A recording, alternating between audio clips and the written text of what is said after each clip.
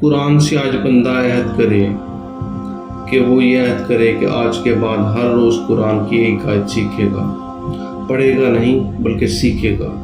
حدیث کے الفاظ ہیں خیرکم من تعلم القرآن وعلمہ، اور نیچے لوگوں نے ترجمہ لکھا ہوتا ہے تم میں سے بہترین وہ ہے جو قرآن پڑھے اور پڑھائے۔ لیکن میں نے مولوی صاحب سے پوچھا یہ پڑھے اور پڑھائے نہیں لکھا ہوا، بلکہ یہ لکھا ہوا ہے جو قرآن سیکھے اور سکھائے۔ اور آقا علیہ الصلوۃ والسلام نے فرمایا جس نے قرآن کی 2 آیتیں ایک دن میں سیکھ لیں وہ کامیاب ہو گیا۔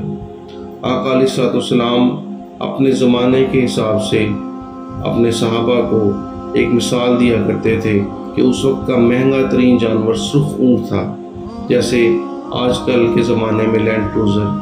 تو آقا علیہ الصلوۃ والسلام نے فرمایا کہ جس نے قرآن کی 2 آیتیں سیکھ لیں گویا اس نے آج کے روز 2 سرخ اونٹ حاصل کر لیے۔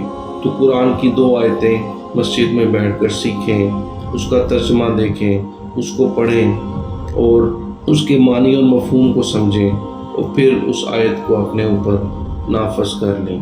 یہی اسلام کا ہم سے تقاضا ہے۔